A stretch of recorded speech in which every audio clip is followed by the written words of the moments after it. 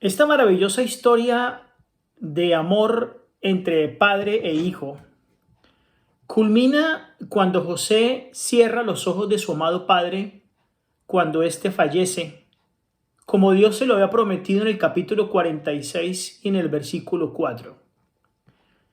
Y aunque solo se menciona a José, esto no implica que los demás hermanos no hayan tenido pesar y tristeza por la muerte de su padre. Seguramente él también estuvo, o ellos también estuvieron allí presentes. O quizás su dolor fue menos demostrativo que el de José, ya que el corazón de José parece haber sido particularmente susceptible a las emociones tiernas.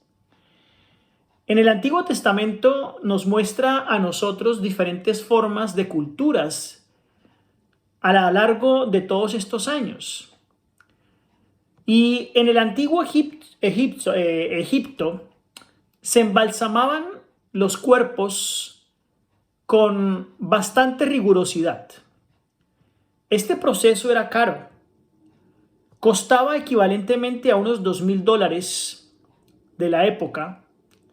Y primero se extraía el cerebro a través de la nariz por medio de una pieza de metal torcida.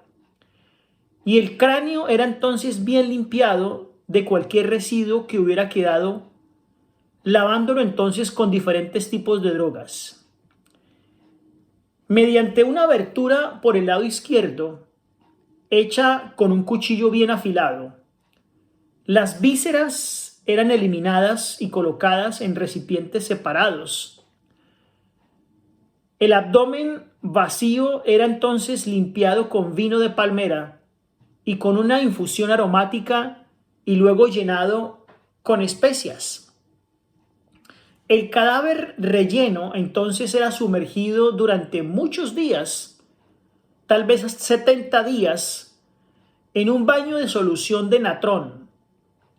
Entonces era lavado, envuelto en una mortaja de lino, untado con goma y finalmente pintado para parecerse a los rasgos naturales del difunto.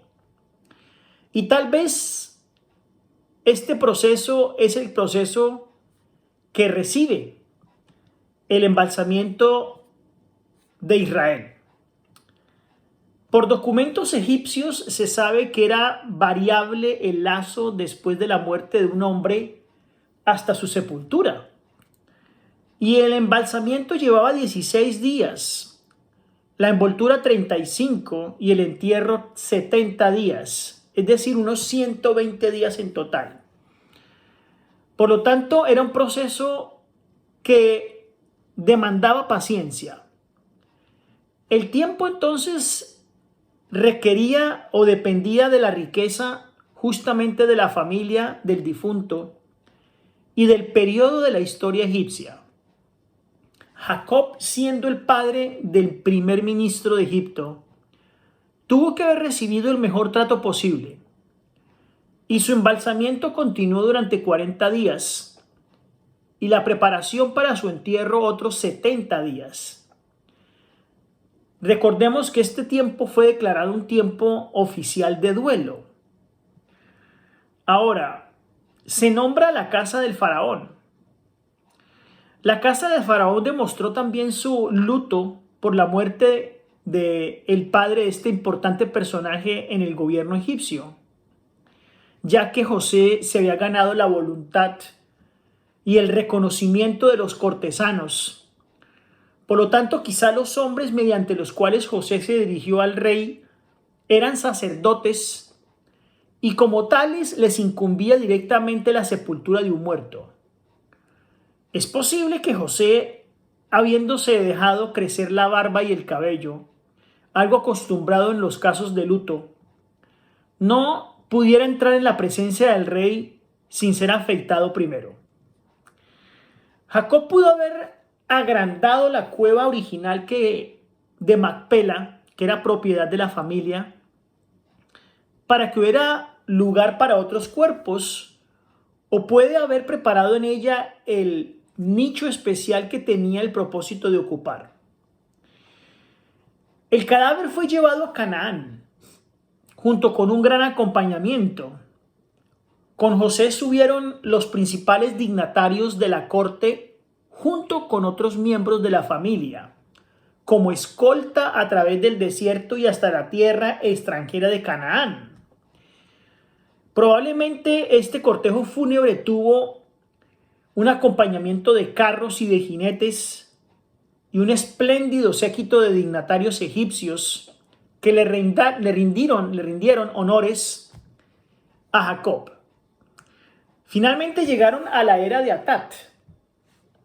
La era consistía en un gran espacio abierto donde los bueyes pisoteaban los cereales, por lo que resultaba el lugar más conveniente para acomodar al gran número de personas que acompañaban a José.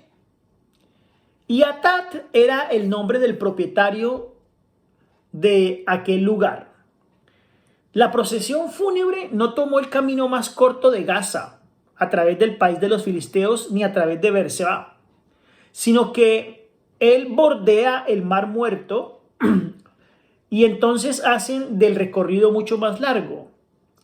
O tal vez eran políticas que tenían los egipcios hicsos de la época para guardar seguridad de posibles ataques de los cananeos.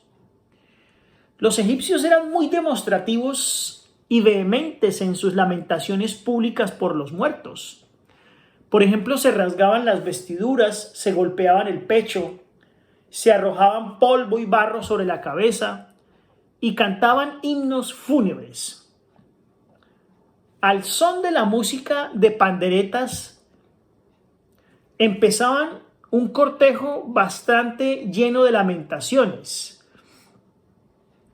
Me imagino yo que los habitantes alrededor de la tierra de Atat quedaron muy impresionados por la forma en que los egipcios se lamentaban por parte de uno de sus dignatarios. Y pareció también que los egipcios se quedaron en la era de Atat mientras José y sus hermanos proseguían solos hasta Canaán para sepultar a su padre en la cueva de Macpela, allí en Hebrón. Este impresionante cortejo fúnebre nos muestra entonces la importancia de José en el país de Egipto. Recordemos también que al mismo tiempo entonces los hermanos de José mandan un mensajero para que suplicara a José de que respetara el deseo de su padre de no tomar revancha con sus hermanos. Podemos decir que tal vez este personaje fue Benjamín, porque era el más cercano. José lloró mientras se dirigía a este lugar y también lloró porque los hermanos le pidieron algo que él no se esperaba, ya que él era un personaje de muy buen corazón y nunca tuvo el deseo de revancha. Recordemos que siendo que José nació cuando su padre tenía 91 años, tenía entonces José 56 años a la muerte de su padre y por lo mismo sobrevivió a su padre en 54 años. Este pues es el relato maravilloso y hermoso que termina con el libro Génesis, la historia de José y de Jacob. Que el Señor les bendiga.